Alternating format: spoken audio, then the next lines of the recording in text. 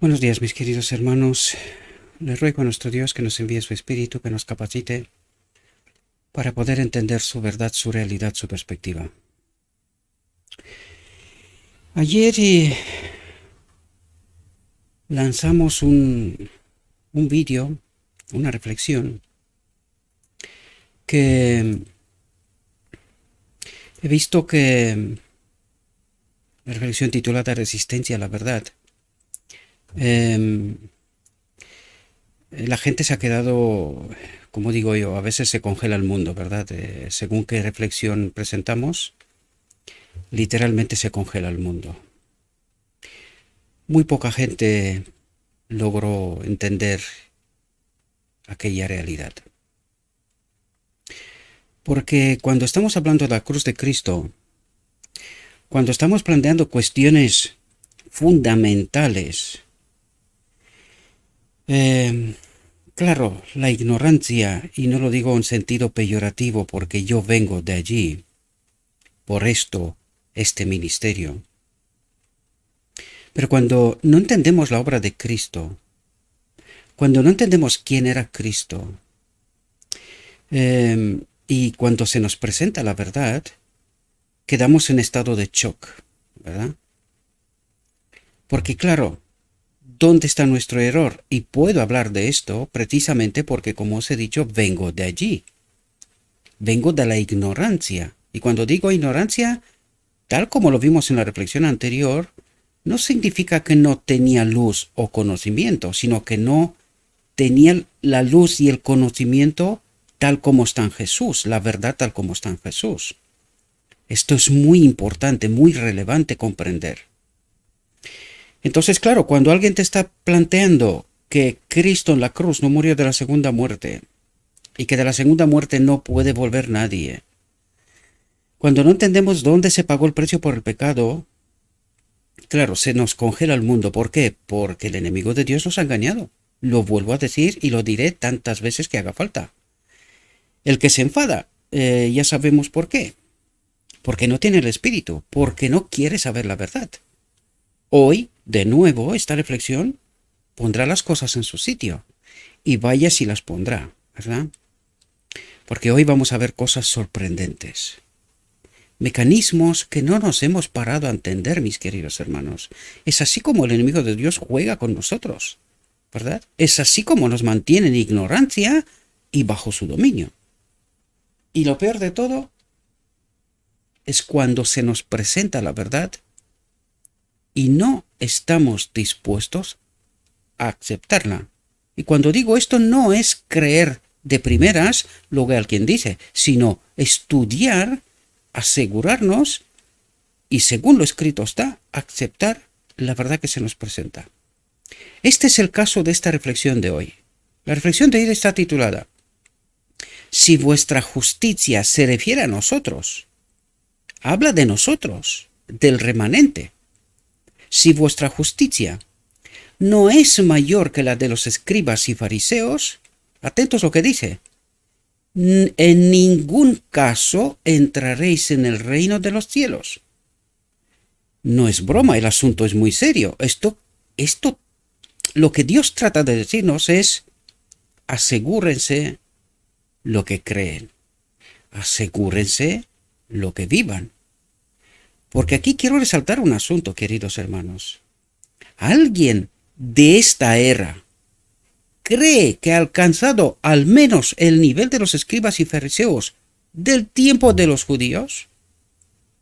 ¿Alguien cree que viven al menos como vivían ellos? Pues fijaos lo que nos dice Cristo. Si nuestra justicia no es mayor que la de los escribas y fariseos, por lo tanto, ¿quién dice que tenían justicia? Una justicia ellos. ¿Quién lo dice? Dios mismo, ¿verdad? Dice, si vuestra justicia no es mayor que la justicia de ellos, ¿verdad? Que la de los escribas y fariseos, en ningún caso entraréis en el reino de los cielos. Pero la pregunta clave aquí es, ¿sabemos cómo vivían los escribas y fariseos? ¿Entendemos en profundidad su justicia? ¿Alguno de esta era se acerca al menos al dedo pequeño de los escribas y fariseos del tiempo de Cristo? Vamos a ver si averiguamos estas realidades, mis queridos hermanos. Por eso os digo que estamos viviendo en un engaño tremendo, y aun cuando se nos presenta la verdad, la rechazamos. Y vamos a ver por qué. Porque esta es la misma experiencia de los apóstoles también, ¿verdad? Por lo tanto, si vuestra justicia no es mayor que la de los escribas y fariseos, en ningún caso entraréis en el reino de los cielos. Texto de la Biblia, Mateo 5:20, ¿verdad? Y vamos a ver qué lección trata de darnos Dios mismo. Atentos, Dios mismo. Y entenderéis por qué lo digo, ¿verdad? Fijaos lo que nos dice aquí. Los escribas y fariseos habían acusado no solo a Cristo, sino también a sus discípulos de pecadores por su desprecio a los ritos y observancias rabínicas. Por lo tanto, ¿dónde ponían el peso? Ritos y observancias rabínicas.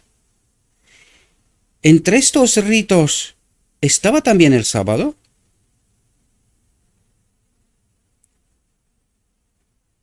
Sí, ¿verdad? Vamos a ver lo que nos dice Dios. Porque no entendemos el Evangelio, mis queridos hermanos. No lo digo con desprecio, lo digo porque es una realidad.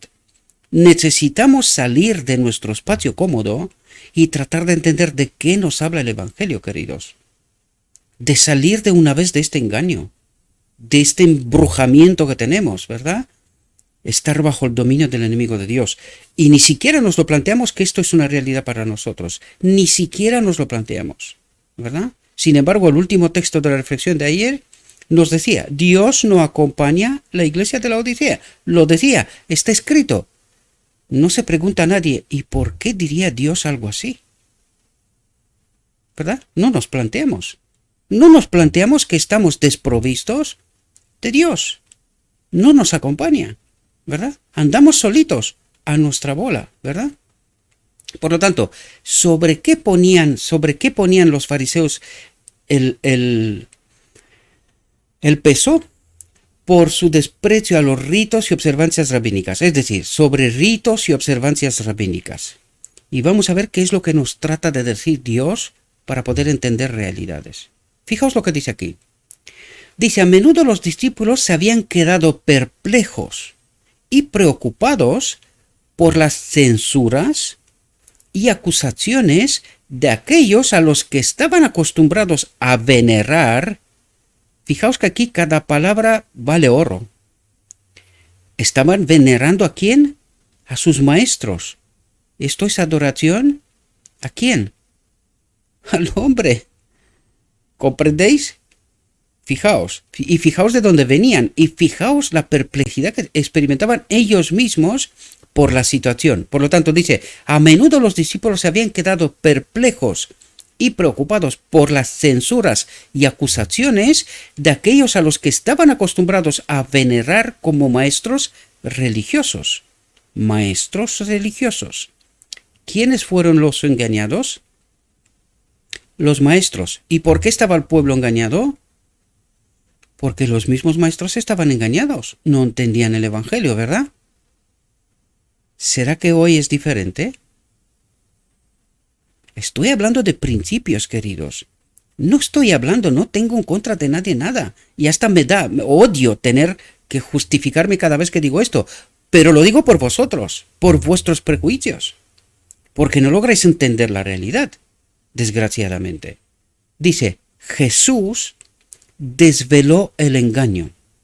Declaró que la justicia a la que los fariseos daban tanto valor, atentos, no tenía ningún valor. Es decir, la espiritualidad de los judíos, del pueblo escogido por Dios, no tenía ningún valor, dice. Ninguno. O sea, no hay ninguna excepción. Dice, ningún valor. ¿Qué vida religiosa tenían? Que valía igual con cero.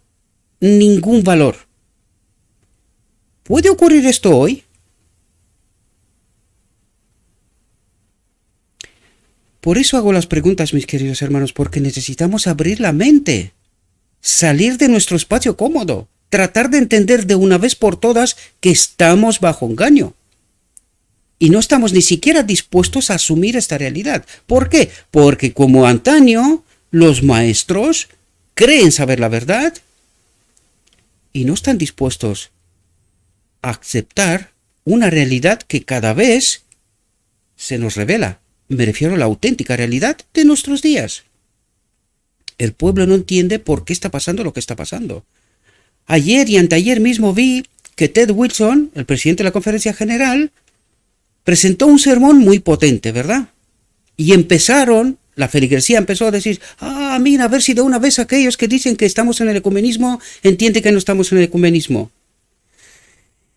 Ay, la serpiente. Dice, por sus frutos los conocerás, queridos. Si eso fuera así, tendría que salir y llamar a la orden a todos aquellos pastores que participan en el ecumenismo. Tendría que llamarlos a la orden. ¿Por qué firman documentos? ¿En nombre de quién y para quién? ¿Y qué representan esos documentos? Porque dicen que ellos tienen una presencia figurativa apenas. ¿Qué tipo de documentos firman? ¿Con qué propósito? ¿Para qué? Si fuera tan honesto como quiere declarar que es el presidente. Llama a todo el mundo a la orden, ponga firme al que tiene que estar firme y haz limpieza que hace falta. No solamente declarar, preparar un sermón, engañar, parecer lo que en el fondo no es. Así que no os dejéis engañar, mis queridos hermanos. Y no se trata de querer acusar a nadie, no. Por sus frutos los conocerás. ¿Cuáles son los frutos? Firman documentos en el marco del ecumenismo. ¿Con qué propósito? ¿Para qué? ¿Por qué están ahí? ¿Qué necesidad tienen de figurar? Incluso así como lo declaran. ¿Por qué quieres figurar? ¿A quién engañas? ¿A quién engañas? Despertad, queridos. Despertad. Si no, os vais a encontrar con una sorpresa bien grande. Desgraciadamente lo digo. Porque no me da ninguna alegría. Si no, no se justificaría este ministerio. ¿Verdad? Jesús desveló el engaño. Estaban engañados, ¿verdad? ¿Quién? Hasta los mismos apóstoles, sus discípulos, ¿verdad? Estaban engañados. Jesús desveló el engaño. Declaró que la justicia a la que los fariseos daban tanto valor no tenía ningún valor. ¿Será esto vigente hoy también? ¿Será que la religión que nosotros creemos practicar sea igual que la de ellos? Si Dios mismo dice, según lo escrito está, que Dios no acompaña a esta iglesia, ¿con quién vive, camina, a quién experimenta esta iglesia? Espero que al menos alguno de vosotros sea tan honesto consigo mismo como para al menos ponerse a estudiar, hacerse preguntas y tratar de entender, ¿verdad? La nación judía había afirmado ser el pueblo especial y leal favorecido por Dios. ¿Quiénes eran? La nación judía había afirmado ser el pueblo especial y leal favorecido por Dios. ¿Algún parecido con el de hoy? Pero Cristo representó su religión como carente de fe salvadora. ¿Podemos entender esta realidad, queridos? ¿Logramos entender la profundidad de este asunto? No son bromas, queridos, son asuntos serios. Cristo habló de toda una nación diciendo que su religión es carente de fe salvadora. ¿Y a quién adoraban entonces? ¿Para quién hacían todo lo que hacían? Si Cristo dice que su religión no tenía ningún valor. ¿Podría ser que lo que está pasando hoy es una repetición de la misma historia? ¿Y que el que está detrás de esta realidad sea el mismo que estaba detrás de la realidad de ellos? ¿Nos entra esto en la cabeza? ¿Como posibilidad al menos? Todas sus pretensiones de piedad, sus invenciones y ceremonias humanas e incluso su presumido cumplimiento de los requisitos externos de la ley, su presumido, dice, no podían servir para hacerlos santos. Porque vais a ver que para ser santo necesitamos otra cosa. No eran puros de corazón, ni tenían un carácter noble y semejante al de Cristo. ¿Y por qué dice esto? Dice, no eran puros de corazón. ¿Por qué? Porque la verdad estaba en medio de ellos. Les estaba proclamando la verdad y ellos, deliberadamente, lo vimos en la reflexión anterior también, ¿verdad? Deliberadamente estaban rechazando la verdad. Por eso dice, no eran puros de corazón. Pregunto, cuando hoy se presenta la verdad y la rechazamos, ¿somos nosotros puros de corazón? Porque si alguien es puro de corazón, lo mínimo que tiene que hacer es ir a los escritos, ¿está? Y tratar de entender la verdad. Tratar de entender, oye, ¿y si estoy engañado?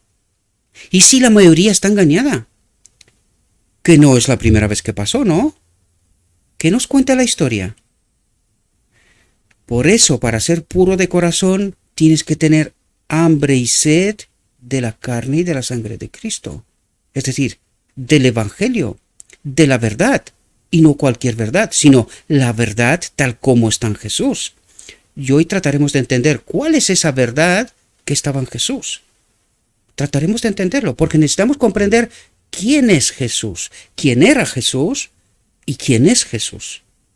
Porque esto es un desconocido para el pueblo que se llama especial remanente de Dios. Y vamos a ver si es así, ¿verdad? Fijaos lo que nos dice aquí. Una religión legal es insuficiente para poner el alma en armonía con Dios. ¿Y qué significa esto? Gente que piensa que cumple, va a la iglesia, lee la Biblia, hace sus oraciones, hace sus cosas, legalismo, ¿verdad? Formalismo. Pero Dios dice, una religión legal, formal, es insuficiente para poner el alma en armonía con Dios. Necesitamos algo más que esto. Mucho más que esto, ¿verdad? Y lo entenderemos porque no voy a hablar por hablar, sino porque necesitamos entender verdades, realidades de lo escrito está. La dura y rígida ortodoxia de los fariseos, desprovista de contrición, ternura o amor, solo era un escollo para los pecadores. Eran como la sal que había perdido su sabor, porque su influencia no tenía poder clave, no tenía poder para preservar al mundo de la corrupción. Fijaos lo que nos dice aquí. La única fe verdadera es la que obra por amor, no por miedo, no por tratar de escapar de lo que está por venir, sino porque necesitamos el amor de Dios. Toda nuestra obra, si no es por amor, Dios no la recibe, no la quiere, no la necesita. Es como cuando tienes un novio o una novia, ¿verdad? Según el caso, y te casas por interés, pero no por amor. Aquel matrimonio está condenado desde el principio. Pero que esto, si no funciona ni siquiera para los hombres, ¿quién se imagina que funcionará para Dios? Dios se casará con la humanidad en esta condición. El título nos dice, si vuestra justicia no es mayor que la de los escribas y fariseos, en ningún caso entraréis en el reino de Dios, en ningún caso participaremos a la boda del Cordero. Entraremos en matrimonio con Dios, ¿verdad? La única fe verdadera es la que obra por amor, para purificar el alma. Por lo tanto, ¿cómo se purifica el alma? Por una vida honesta con uno mismo. Si no estudiamos el Evangelio, si no experimentamos el amor de Dios de verdad, no seremos purificados, queridos. Eso trata de decirnos, ¿cómo seremos nosotros santificados? ¿A través de qué? De la verdad. ¿Qué tipo de verdad? Porque el enemigo de Dios desde el lugar santo, desde el trono del lugar santo, también envía verdad. ¿Pero qué tipo de verdad? Contaminada. Por lo tanto, ¿qué verdad necesitamos? La verdad tal como está en Jesús. Esta es la pura verdad. Esta es sin contaminar. Esta es la verdadera verdad. Es utópico, ¿verdad? Decir lo que estoy diciendo, pero es así, desgraciadamente, para nuestro mundo, ¿verdad? Porque vivimos en un engaño al que le llamamos verdad, pero que no es la verdad como está en Jesús. Por eso no entendemos las cosas cuando nos lo dice el escrito, ¿está, verdad? Es como la levadura que transforma el carácter. Dice, es como la levadura, algo externo que se le añade y que transforma el carácter. ¿Y por qué necesitamos este carácter? Porque este carácter es el billete de entrada a la boda del Cordero, ¿verdad? Sin este carácter no entramos en la boda del Cordero. ¿Pero qué necesita? ¿Qué significa este carácter? Si nos dice que somos santificados, purificados a través de la verdad, ¿qué significa este carácter? ¿Por qué nos dice el Evangelio constantemente que nos tenemos que someter a Dios? ¿Qué significa someterse a Dios? ¿Por qué nos dice que el yo ha de morir? Porque el yo constantemente trata de justificarse, porque el yo quiere las cosas de este mundo. Por lo tanto, no puedes estar en esta dualidad, querer el reino de Dios, pero vivir en este mundo. ¿Cómo este mundo? No se puede. Por eso Dios nos dice que si nuestra justicia no es mayor, de ninguna manera entramos en el reino de Dios. Pero no queremos entender esta realidad. La rechazamos constantemente, porque claro, más vale lo que tenemos en nuestras manos, aunque esto de tener en nuestras manos hoy en día parece ser una broma, porque con lo que está pasando, ¿qué es lo que tienes? Todo depende de un hilo tan finito que en realidad no tienes nada. ¿Te das cuenta? La libertad prometida por el enemigo de Dios. ¿Te das cuenta cuál era esta libertad? Espero que podamos entender realidades, mis queridos hermanos, y no permanecer en el engaño. Yo ya lo sé que yo soy uno contra todo el mundo. ¿Y no le pasó esto a Cristo? ¿A los apóstoles? ¿A los primeros cristianos? ¿En qué consiste la peculiaridad? Porque nosotros hablamos de ellas. De peculiaridad. Pero peculiares ya no somos. ¿Verdad? Son otros que tratan de presentar lo escrito está y resulta tan sorprendente que no es creíble. A pesar de estar escrito, ¿verdad? Todo esto debieron aprender los judíos de las enseñanzas de los profetas. Siglos antes, el clamor del alma por la justificación ante Dios había encontrado voz y respuesta en las palabras del profeta Miqueas. Y fijaos si no tenían la verdad, si no tenían la palabra de Dios como para comprender qué era necesario y qué no era necesario. Fijaos lo que nos dice aquí. ¿Con qué me presentaré ante el Señor y me inclinaré ante el alto Dios? ¿Me presentaré ante Él con holocaustos? Tremendo, ¿verdad? Dice, me presentaré ante Él con holocaustos, con terneros de un año.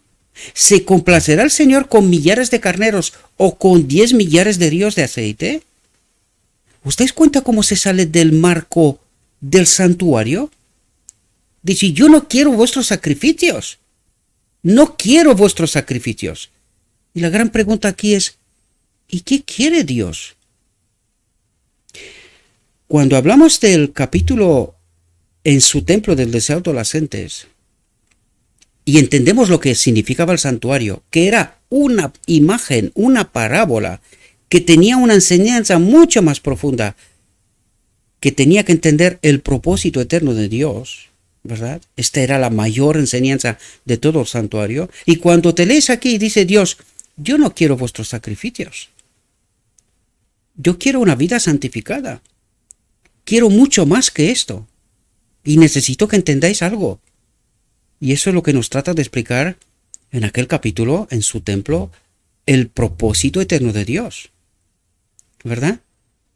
Y dice, Él te ha mostrado, oh hombre, lo que es bueno. Y que pide el Señor de ti, sino que hagas justicia, ames la misericordia y camines humildemente con tu Dios. Y si cumples esta condición, no necesitas ningún sacrificio. ¿Entendéis lo que está diciendo en profundidad? Pero todavía había algo más. ¿Cómo logras tú hacer justicia, que ames la misericordia y camines humildemente con tu Dios? Buena pregunta, porque el pueblo de hoy tampoco lo entiende. Por eso cree que peca hasta que Cristo viene, ¿verdad? Y algunos han colgado la ley directamente en la cruz y se acabó. ¿Y cómo haces justicia sin la ley? ¿Se ha preguntado alguien? ¿Un Estado sin ley puede tener justicia? Es que nos ha comido el coco Satanás, ¿verdad?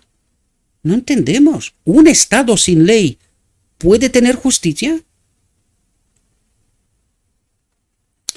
Si el mismo Dios tiene una ley, ¿cómo va a tener un pobre ser humano una tierra sin ley? Pero no entendemos, nosotros colgamos la ley en la cruz y ya está. Se acabó. Todo perfecto. Y no miran en sus propias vidas, ¿verdad? ¿Cómo es mi vida? ¿Ya estoy viviendo yo justicia? ¿Estoy amando la misericordia y camino humildemente con Dios? ¿Así? ¿Sin la ley? ¿Bajo qué norma? ¿Bajo qué instrucción?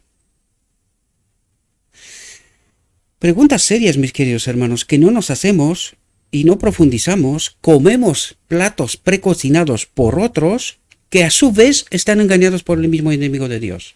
Y así estamos todos bajo el dominio del enemigo.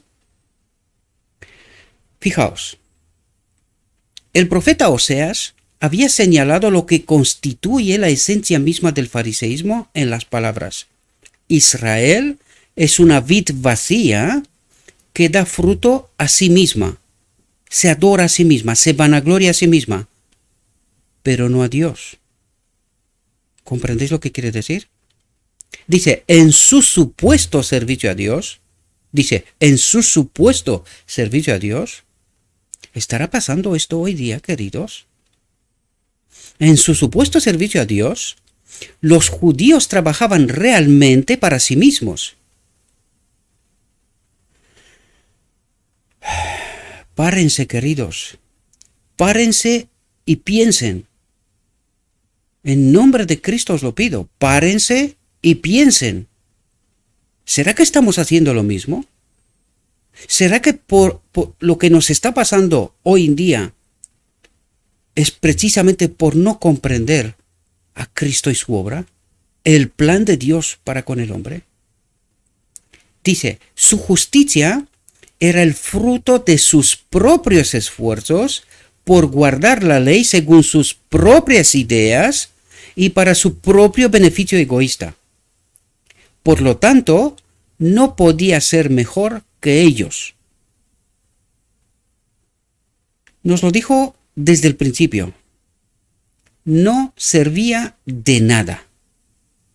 Y Dios la aborrece.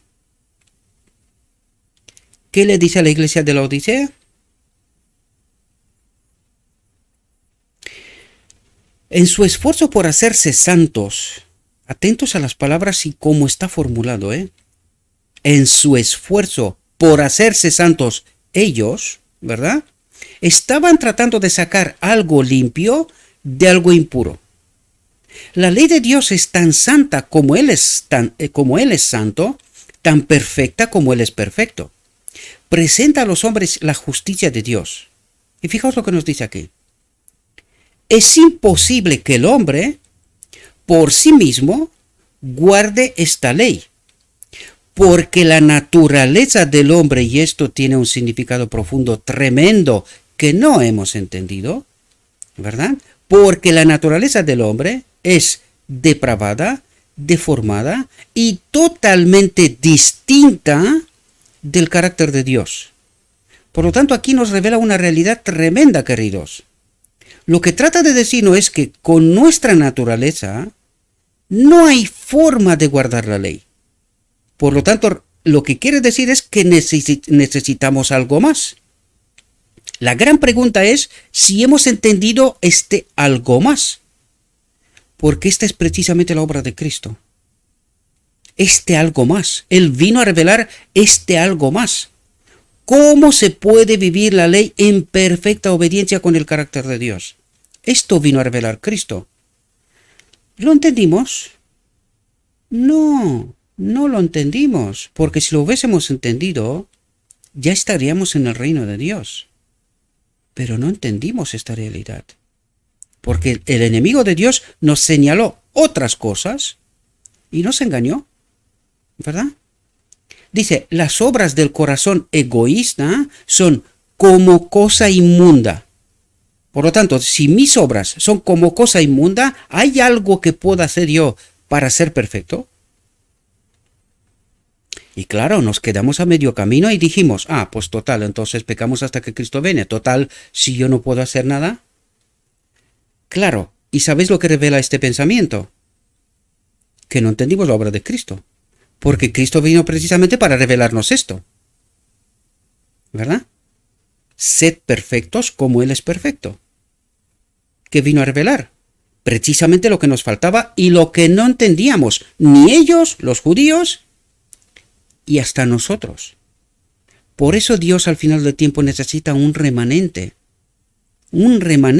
no una iglesia, un remanente que entienda esta realidad, que experimente esta realidad, que viva esta realidad, que acepte esta realidad, esta verdad, y es así como se terminará la obra. Por eso necesita a los 144.000. Fijaos lo que nos dice aquí.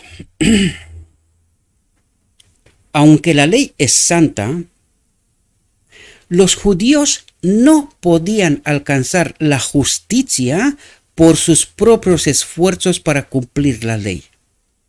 Tremendo. Y hasta aquí llegamos nosotros también. Hasta aquí llegamos y dijimos, total, si no podemos alcanzar la justicia por nuestros propios esfuerzos para cumplir la ley, pues debe ser que pecamos hasta que Cristo viene. Y cuando Él venga, hará un milagro y ya está. Vamos para allá. Qué pena, ¿verdad? Nos hemos quedado a medio camino. Nos faltaba algo más, igual que a los judíos, ¿verdad? Nosotros pasamos de un extremo al otro. Ellos trataban de guardar la ley por sí mismos, nosotros la colgamos en la cruz y dijimos que total no podemos por la experiencia de los judíos, por lo tanto debe de ser que pecamos hasta que Cristo viene. Y cuando Cristo viene hará un milagro y ya iremos para el cielo. Es decir, ¿cómo juega Satanás con nosotros? Nos tira de un extremo al otro extremo. ¿Con qué propósito? Para no entender este algo más. Para no entender precisamente la obra de Cristo. ¿Cómo podemos ser perfectos como Él lo fue perfecto? ¿Verdad? Dice, los discípulos de Cristo deben obtener una justicia de carácter diferente a la de los fariseos, si quieren entrar en el reino de los cielos. Y fijaos lo que nos dice aquí, mis queridos hermanos. Nos ofrece al modelo. Nos mandó al modelo para enseñarnos quién es la justicia. ¿Qué es este algo más que nosotros necesitamos? Y que no entendimos, porque el enemigo nos engañó. Nos engañó quién era Cristo. ¿Quién es Cristo? Nos engañó en cuanto a su obra. Nos señaló el monumento de la vergüenza, la cruz. Allí donde el enemigo de Dios mató a Cristo. nosotros no entendimos la obra de Cristo, no entendimos al modelo, no entendimos lo que vino a enseñarnos y que nos trajo la solución. No la entendimos porque lo matamos. Dice, Dios les ofreció en su Hijo la justicia perfecta de la ley. ¿Qué es lo que quiere decir? Que Cristo, el hombre Cristo Jesús, vino a la tierra y en él se cumplió el propósito eterno de Dios, que él habita en todo ser creado. ¿Quién era Cristo? El Hijo de María, un hombre.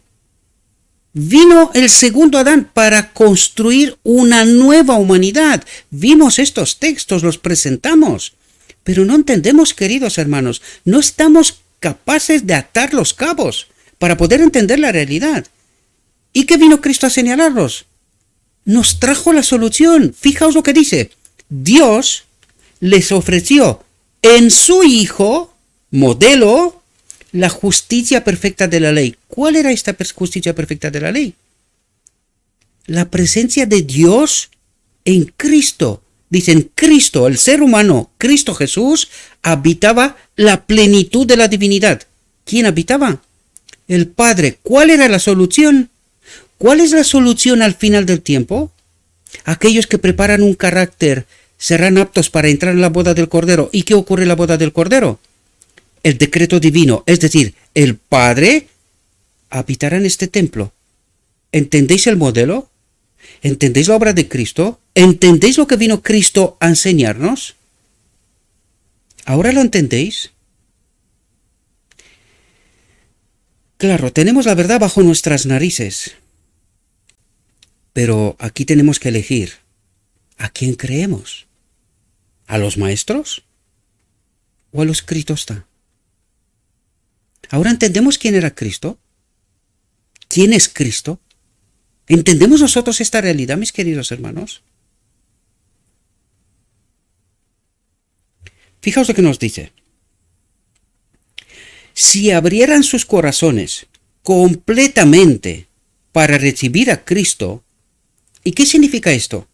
Esto significa abrir nuestra mente, si abrieran sus corazones, su mente, completamente, sin prejuicios, es lo que trata de decir, para recibir a Cristo como en el Espíritu, entonces la vida misma de Dios, su amor, moraría en ellos. ¿Qué? ¿Entendéis lo que está diciendo? Entonces, la vida misma de Dios, ¿la vida misma de quién? Del Padre, su amor, su Espíritu, moraría en ellos, transformándolos a su propia semejanza, y así, mediante el don gratuito de Dios, poseerían la justicia que la ley requiere. ¿De qué nos habla aquí, queridos? ¿Sabéis de qué nos habla? De la boda del Cordero, del decreto divino. Eso es lo que ocurre en la boda del Cordero. ¿Pero por qué no ocurre la boda del Cordero? Porque no entendimos esta verdad, queridos. No entendimos quién es la ley y cómo se puede obedecer en perfecta armonía con el carácter de Dios la ley. No entendimos quién fue la justicia de Cristo. Porque cuando nos dice en 1888, nos mandó el mensaje de Cristo, nuestra justicia, no entendimos. ¿Y sabéis por qué no entendimos? Porque alguien nos metió la doctrina de la Trinidad y no entendimos quién era Cristo, quién es el Espíritu Santo y quién es Dios. No entendimos. Alguien nos mareó. Porque no entendimos que cuando Cristo dice el Hijo de Dios, uno igual a Dios, se despojó de sí mismo y se convirtió en hombre, uno igual al hombre, el segundo Adán, en el cual se cumplió el propósito eterno de Dios. Lo leíamos antes, ¿verdad?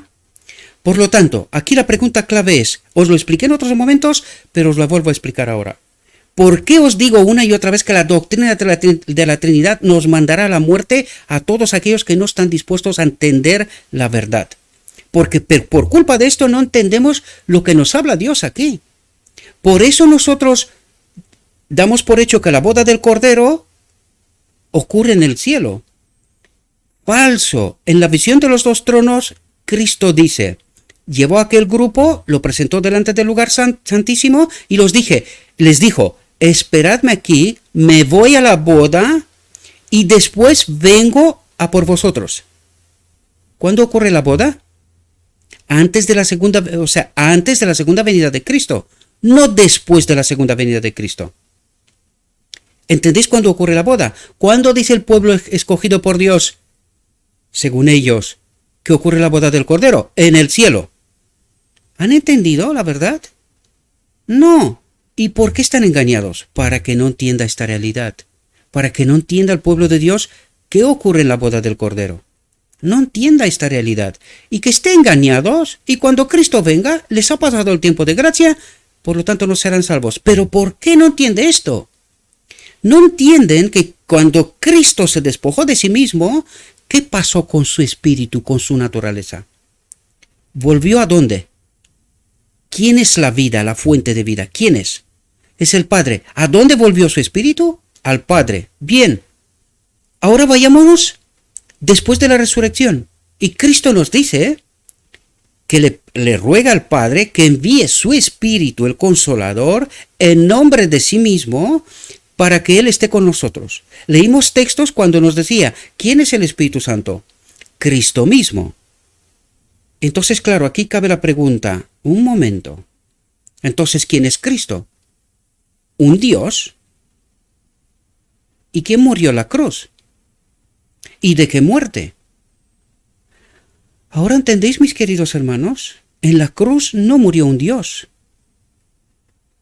En naturaleza, ¿verdad? Murió el Hijo de Dios, pero no un Dios, sino el Hijo del hombre. Ahora entendéis cuando, estando colgado en la cruz, Cristo dice, Padre, Padre, ¿por qué me has abandonado? Porque la divinidad no puede morir, queridos. Dios no puede morir. Por eso Cristo se despoja de su divinidad, uno igual a Dios, y se convierte en Hijo del hombre y permanece así durante la eternidad. Sin embargo, no es un hombre cualquiera. En el hombre, Cristo Jesús, habita la plenitud de la divinidad. ¿Verdad? Y es así como se cumple el propósito eterno de Dios, incluido en el hombre Cristo Jesús. ¿Verdad? Y a través de Cristo reparte su espíritu a todos nosotros. Fijaos lo que nos dice aquí. Para que podamos entender, y ahora espero que podáis entender quién es el Espíritu Santo. Es la naturaleza de Cristo, que es el Espíritu del Padre. El Espíritu de Cristo es justo lo que la sierva nos dijo.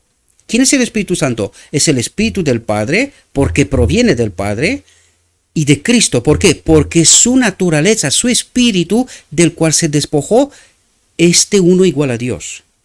¿Verdad? Por lo tanto, es el Espíritu de Cristo, ¿verdad? Ahora espero que podáis entender que no puede ser un Dios en sí mismo, sino que es el Espíritu de Dios, del Padre, y el Espíritu de Cristo. ¿Y quién es Cristo?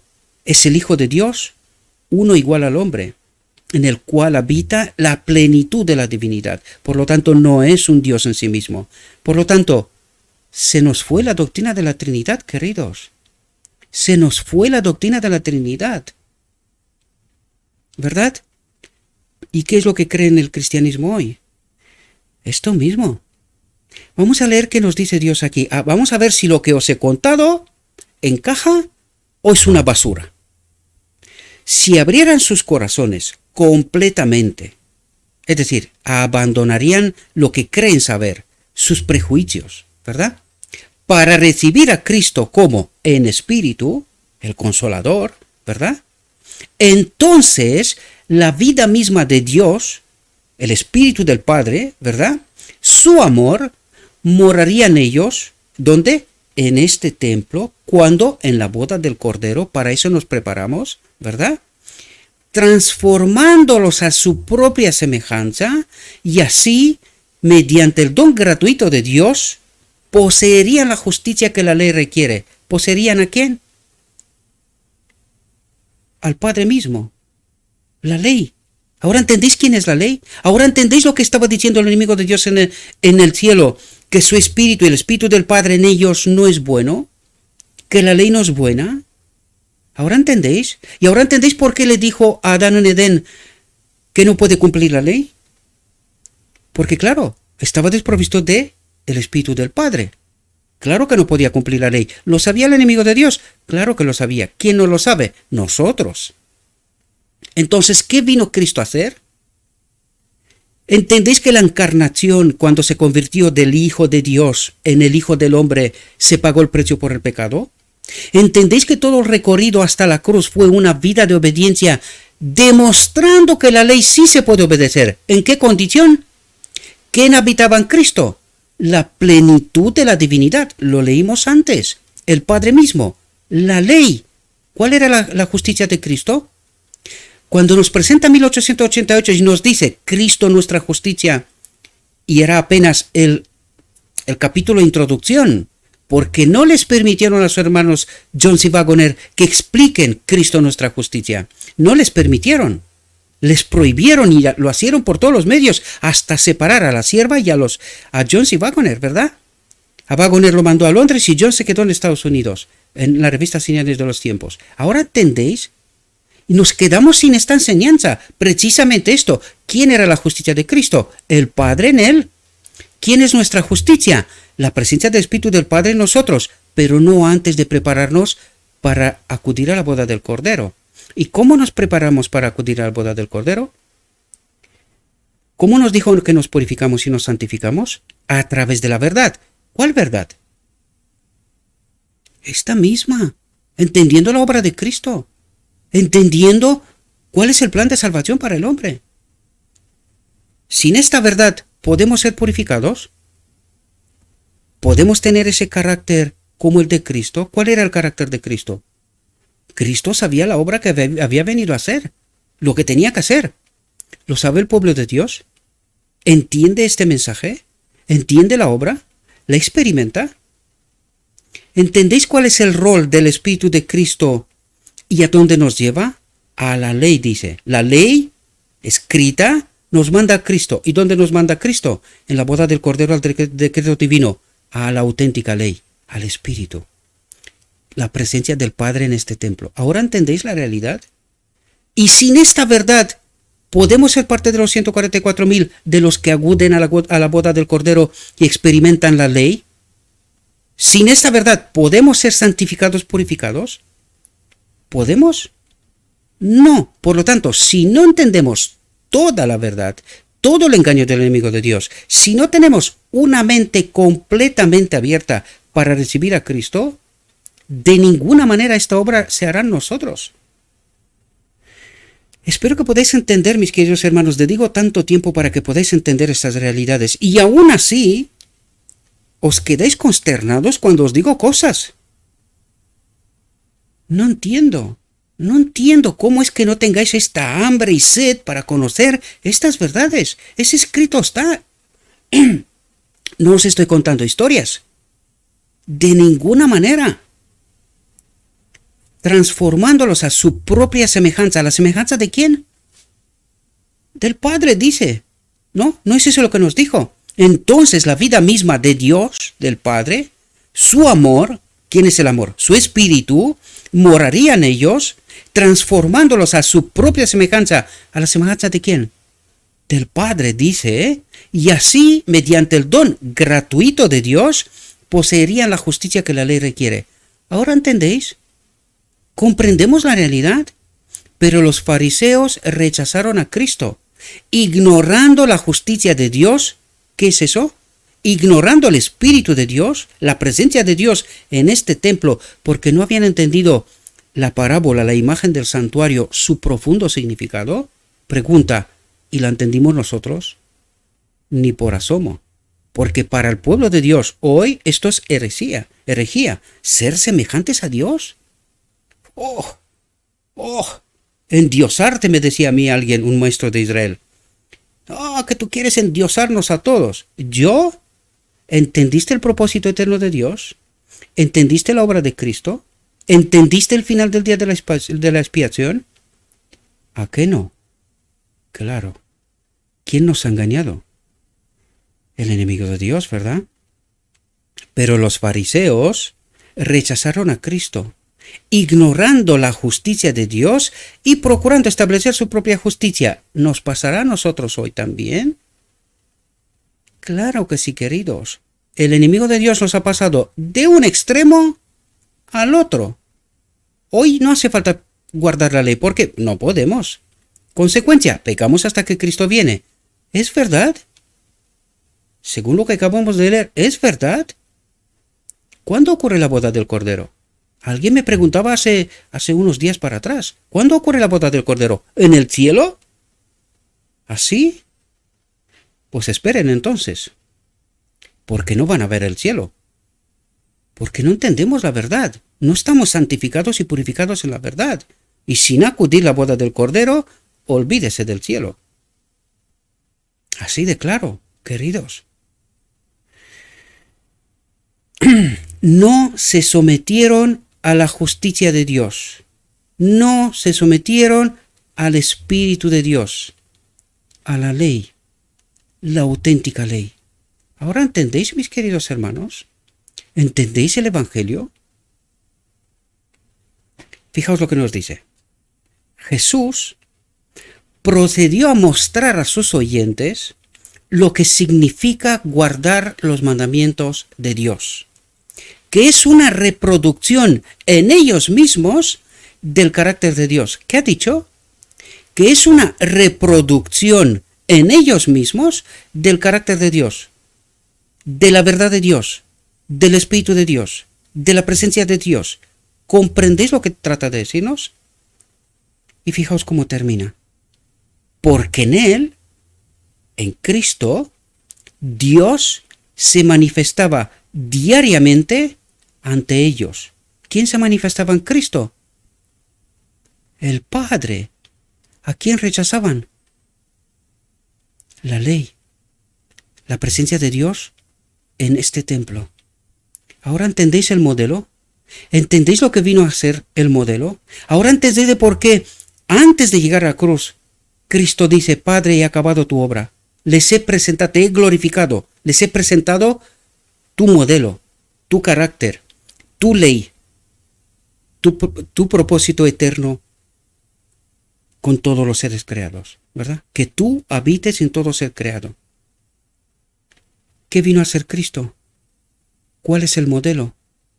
¿A quién tenemos que seguir? ¿Cuál es la verdad? ¿Cómo nos santificamos? ¿Cómo somos purificados? ¿Cómo acudimos a la boda del Cordero? Espero que entendáis la verdad, mis queridos hermanos, y no permanezcáis en el error. En el hombre Cristo Jesús habitaba Dios, la plenitud de la divinidad. Y cuando en la cruz Cristo dice: Padre, ¿por qué me has abandonado? ¿Quién ha muerto en la cruz? ¿Un Dios? ¿De la segunda muerte? Ya estaba el precio por el pecado ya estaba pagado, queridos. Y os doy otra señal. Si no hubiese sido así, Cristo no podía perdonar los pecados que perdonó a lo largo de toda su obra. Hubiese sido una herejía. ¿Pero por qué pudo hacerlo? Porque ya estaba el precio, ya estaba pagado. Uno igual a Dios se convirtió en el Hijo del Hombre, en el cual habitaba la plenitud de la divinidad desde su mismo nacimiento, ¿verdad? Y por eso pudo perdonar los pecados, porque ya había pagado el precio con anterioridad. Encarnación, nacimiento. Espero que podáis entender estas verdades, mis queridos hermanos, y no seguís permaneciendo en el error. Espero que deseáis tener y querráis tener esta hambre de la carne y de la sangre de Cristo, de la verdad tal como está en Jesús, para entender esas realidades y poder acudir a la boda del Cordero. De otra manera, como dijo antes, si vuestra justicia no es mayor que la de los escribas y fariseos, y ahora deberíais de entender cuál es esta justicia, la misma presencia de la ley en nosotros, la misma presencia de Dios en nosotros, en ningún caso entraréis en el reino de los cielos. ¿Ahora entendéis el texto de Mateo 5:20? Espero que podáis entender estas profundidades, mis queridos hermanos. Espero que podáis entenderlas y no permanecer más en el error. Espero que esta reflexión os haya servido, mis queridos hermanos. Son reflexiones que nos revelan verdades tremendas, sorprendentes, a toda a contracorriente de todo lo que sabe el cristianismo. Lo sé. Por eso os digo una y otra vez, no permanezcáis en el engaño, porque estamos engañados, queridos, engañados, todos, ¿verdad? Necesitamos la verdad que santifica y purifica, que prepara un carácter idóneo para acudir a la boda del Cordero y para recibir la misma presencia de Dios en este templo. A partir de aquel momento viviremos en perfecta armonía con el carácter de Dios. Y esto no ocurre en la segunda venida de Cristo, sino en la primera venida, la venida silenciosa, cuando se termina su obra en el lugar santísimo y dice por segunda vez, consumado es. Ahí se termina la obra de la expiación. Empezó en la encarnación, pagando el precio por el pecado, se fue una vida de obediencia a la ley, demostrando que la ley puede ser obedecida cuando la presencia del Padre habita en nosotros. La ley puede ser obedecida. ¿Hasta dónde? Hasta la cruz, donde el enemigo de Dios, tratando de hacerlos pecar, lo mató, y siguiendo la obra en el santuario celestial, en el lugar santo, luego en el lugar santísimo, donde purifica a su pueblo, conecta a su pueblo con el Padre de nuevo. Por eso se rompió el velo y tenemos a través de Cristo acceso directamente al Padre. Estamos invitados a la boda del Cordero, es lo que quiere decir. Por lo tanto, cuando entendemos esta verdad, cuando experimentamos esta verdad, acudiremos a la boda del Cordero con un carácter perfecto, semejante a Cristo. Recibiremos el Espíritu del Padre. A partir de aquel momento la gloria de Dios habitará en nosotros como en Adán en Edén la creación, y a partir de aquel momento podemos acudir. Vendrá Cristo por segunda vez en la nube de los cielos, nos recoge y nos lleva con Él en su reino. Os he explicado sintetizado el Evangelio. Espero que lo podáis comprender. Os invito, mis queridos hermanos, estudiad como si no hay un mañana, porque si no, no en ningún caso entraréis en el reino de los cielos. Le ruego a nuestro Dios que nos envíe su Espíritu, que nos acompañe, que nos ayude a entender. Os invito a estudiar. En la descripción de este vídeo encontraréis el enlace al texto. Os invito a que estudiéis por vosotros mismos, que entendáis esa verdad, que toméis vuestras decisiones. Mi invitación, queridos, es: nos vemos en el reino. Os deseo un próspero día, y en todo lo que os he dicho, os lo he dicho en nombre de Cristo Jesús. Amén.